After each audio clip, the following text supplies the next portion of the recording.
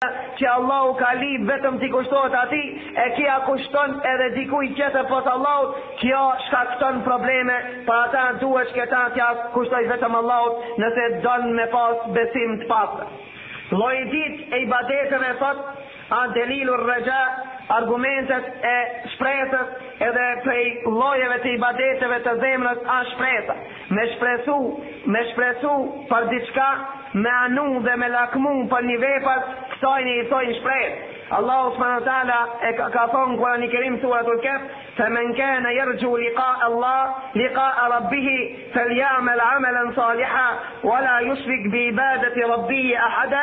Kush shpreson takimin me Allahun subhanahu wa taala, do me thonë kush shpreson që takohet me Allahun subhanahu wa taala, kush shpreson ahiretin, apo kanë thonë disa komentatorë të Kurani Kerimit në këtë ajet, kush shpreson që ta shef Allahun subhanahu wa taala, ne të vepron vepra të mira dhe mos t'i ban Allahu subhanahu wa taala shoq në ibadet. Gjithë ibadetin duhet t'ja kushton vetëm Allahu subhanahu wa taala.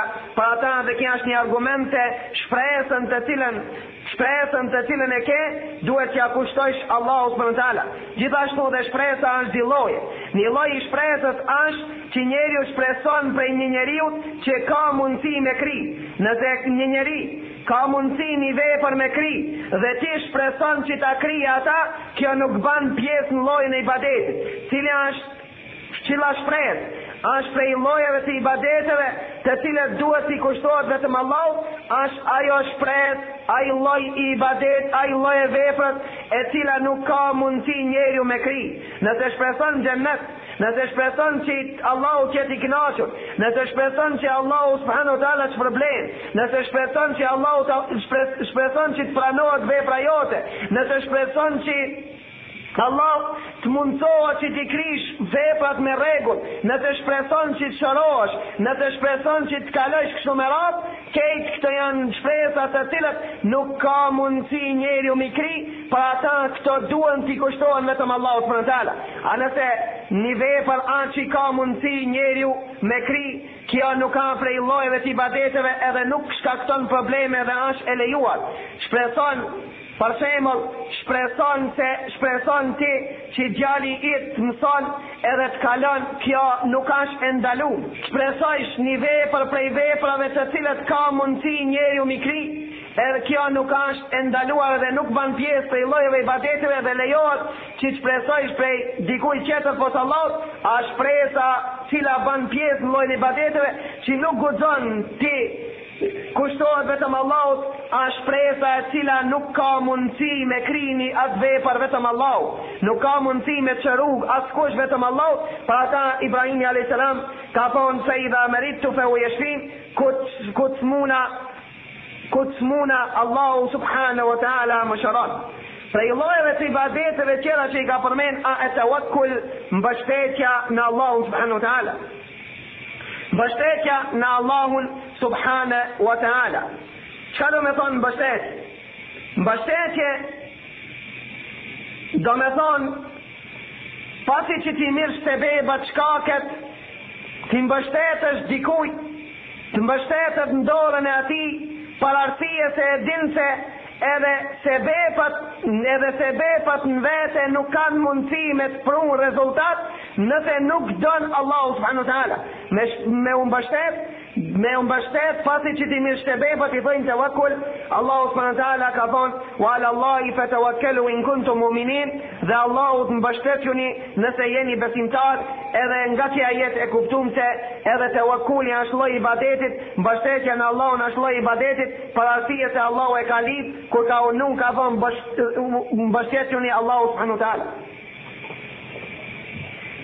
Edhe ka kushtu këta ka thonë in kuntum mu'minin, nëse jeni besimtar. Do me thonë për qenë besimtar duhet mi ti mbështetemi Allahut subhanahu wa taala, për arsye se nuk ka mundësi njeriu, do me thonë nuk ka mundësi njeriu me i kri apo me anë rezultat vetëm me shkaqe me sebebe nëse nuk donë Allahu subhanahu wa taala, si që pa me hadithin që e përmenëm pak përpara se kejt umeti mund të bu me sjell dobi s'kan mundësi nëse nuk donë Allahu subhanahu wa taala, për ata ka nevojë që t'i mbështetemi Allahu subhanahu wa taala.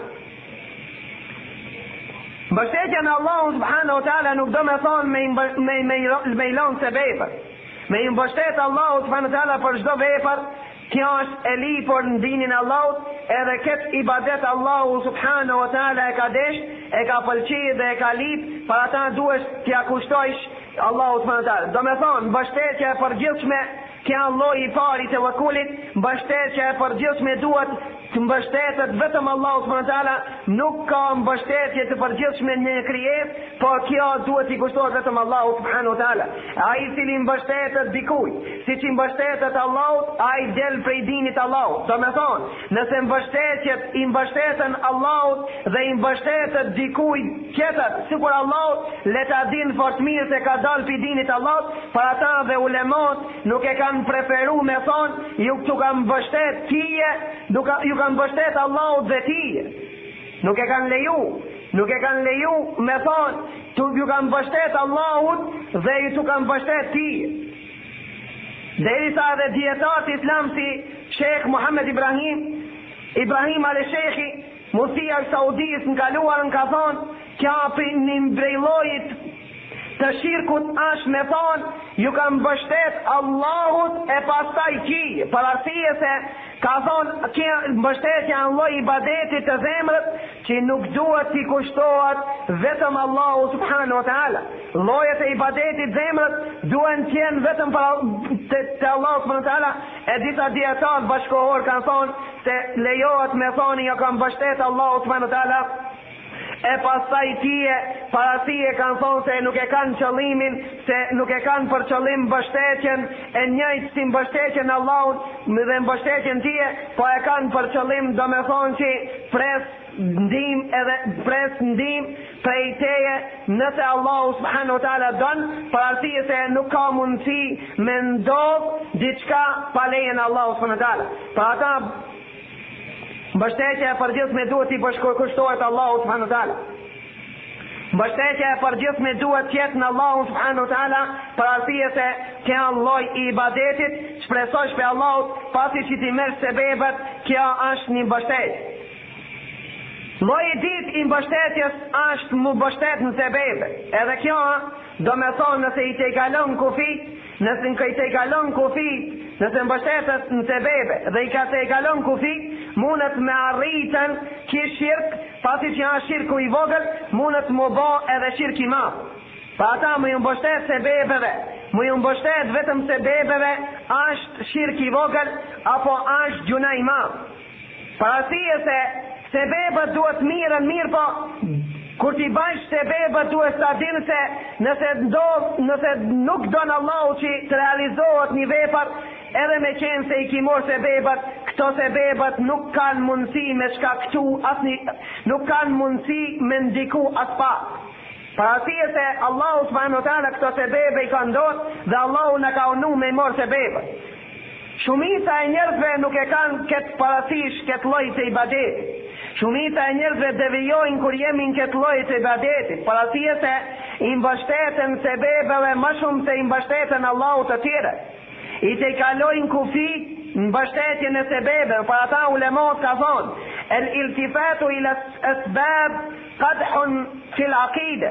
Me i kshirë shumë sebebet, me ju mbështet shumë sebebeve, është problem në akide. Edhe mos mi morë parasysh sebebet, është problem mendje. Nuk ka mundësi të realizohet një punë e cila nuk i merr sebebet që cilët Allahut ka unu mi morë. Mirë po, vllai dashur, mos i te i kalo kufi. E din ti vllai dashur se Allahu a furnizuar.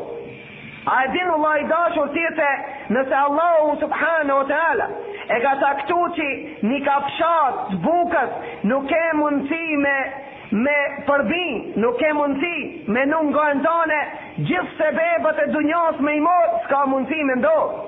Kjo prej çështjeve të besimit, nuk ka një çështje e thjeshtë, pa çështje e besimit. Është prej llojeve të ibadeteve tawakkul, mbështetja në Allahun subhanahu wa taala. Sa njerëz sot kur ti kthirësh në namaz, kur ti thirrësh në dinin e Allahut, sot mbështetet në sebebe më shumë se sa mbështetet në Allahun subhanahu wa taala.